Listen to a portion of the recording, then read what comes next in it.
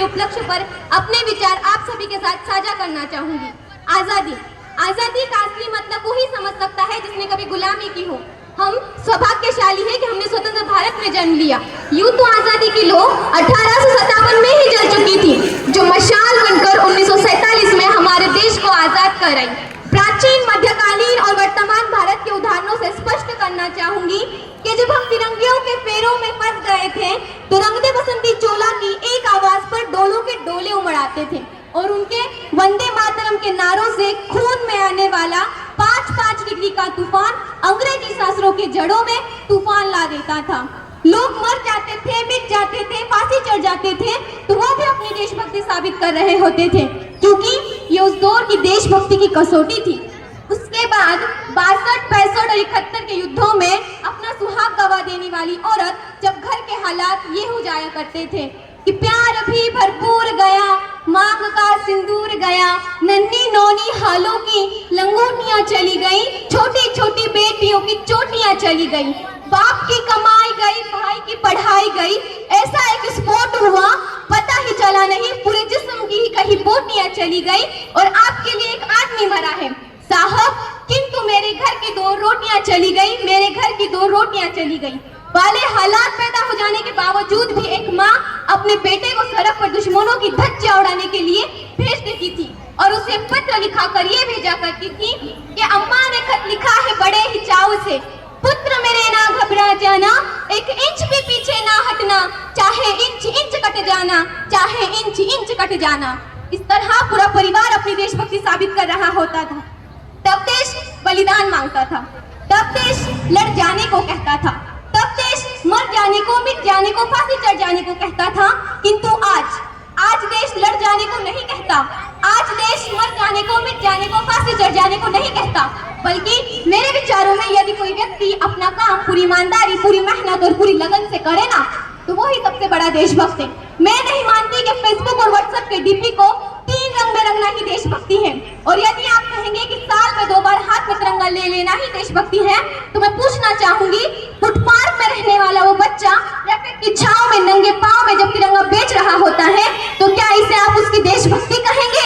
ये उसकी देशभक्ति नहीं, उसके पेट की भूख की शक्ति है जो उसे ऐसा करने पर मजबूर करती है, क्योंकि ना मस्जिद को जानते हैं, ना शिवालों को जानते हैं, ना मस्जिद को जानते हैं, ना शिवालों को जानते हैं, जो पेट के भूखे होते हैं ना, वो सिर्फ भोजन के निवालों को जानते हैं, वो सिर्फ भोजन के निवालों को जानते हैं। अपने परिवार, अपने समाज, अपने देश के लिए समर्पण का भाव है देशभक्ति, और हर देशद्रोही के जीवन में आने वाला तूफान है हमारी सच्ची देशभक्ति, ताकि हर देशद्रोही ये समझ सके, अगर तू परिंदा है तो ये आसमान तेरा है, अगर तू दरिंदा है तो ये शमशान तेरा है, भाईचारे से रहना है तो रह इस जमीन पर, वरना ये कब्र भी तेरी है और ये कब्रिस्तान तेरा है और ये कब्रिस्तान तेरा है। लेकिन एक देशद्रोही से ज्यादा देशभक्ति तब बहाद होती है जब एक बेटा अपने बूढ़े माँ बाप को वृद्धाश्रम की चौखट पर छोड़ाता है। करा उठती है वो देशभक्ति जब मुसीबत में फंसे लोगों की जान बचाने से ज्यादा हम सेल्फी ले लेकर अपने लाइक बढ़ाने में लगे रहते हैं।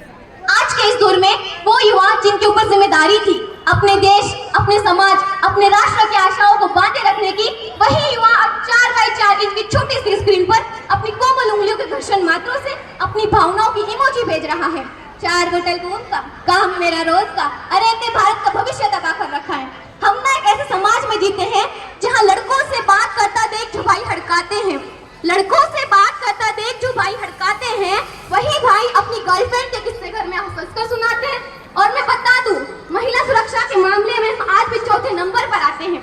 हम ना एक ऐसे समाज में जीते हैं जहाँ पत्थर के मूर्त को लगते हैं 56 भोग और भूखे नंगे तिरपते सो जाते हैं लोग, भूखे नंगे तिरपते सो जाते हैं लोग। मजदूर को मजदूर समझिए, मजबूर नहीं।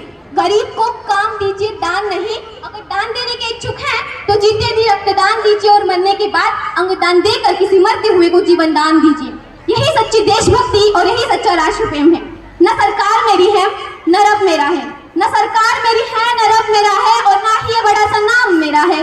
बस इतनी सी बात का गुरूर है मुझे कि मैं भारत की हूँ और ये भारत मेरा है और ये भारत मेरा है।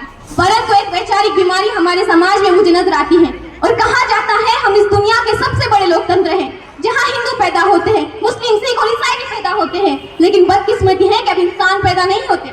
और मेरे विचारों में जरूरत है, राष्ट्र निर्माण के लिए केवल अच्छे इंसान की जरूरत है, केवल अच्छा इंसान की जरूरत है। जरा सोच कर देखें, ये पेड़ पौधे शाखाएं भी परेशान हो जाए अगर परिंदे भी हिंदू और मुसलमान हो जाए। एक शैक्षणिक बीमारी भी हमारे समाज में मुझे नजर आती है और बड़े ही आश्चर्य की बात है कि जिस देश ने पूरी दुनिया को तक्षशिला ओलंदा दे करके विश्वविद्यालय शिक्षा की बुनियाद रखी, आज विश्व के 100 विश्वविद्यालयों में से हमारा एक भी विश्वविद्यालय खड़ा नहीं हो पाता। जहां एक और हमारे पास IIT, IIM और NIT जैसे शिक्षण संस्थान है, तो वहीं दूसरी ओर इस देश के गरीबों को बेरोजगारी की जमात में खड़ा करने के लिए उनके हाथ में सर्व शिक्षक अभियान का जुजला पकड़ा दिया जाता है। और मैं बता दूं, शैक्षणिक बीमारी का केवल एक ही कारण है, वो ये है कि इस देश की शिक्षा नीति केवल 2 तरह के लोगों के लिए बनती है। पहली वो जो विद्वान है और दूसरी वो जो धनवान है। इसी तरह की कई गजब की बीमारियां हैं और इन बीमारियों की जो जड़ है ना, वो है अंधविश्वास। मेरे विचारों में इस देश का युवा अपनी सफलता के लिए मंदिरों में जा जाकर नारियल फोड़ फोड़ कर भगवान को रिश्वत लगाता रहेगा।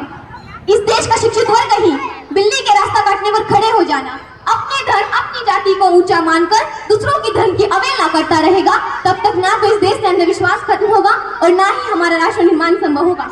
हमारी संस्कृति, हमारी सभ्यता को दुनिया ने शेष नवाया है, तो क्यों आस्था के नाम पर हमने अंधविश्वास में लाया है।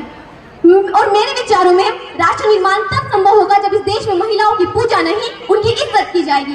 राष्ट्र निर्माण तब संभव होगा जब जाति का दरक्षण नहीं बल्कि सामाजिक शक्तिकरण पर बात करेंगे।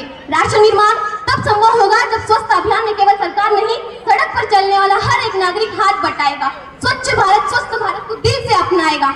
असल मायने में राष्ट्र निर्माण तब संभव होगा जब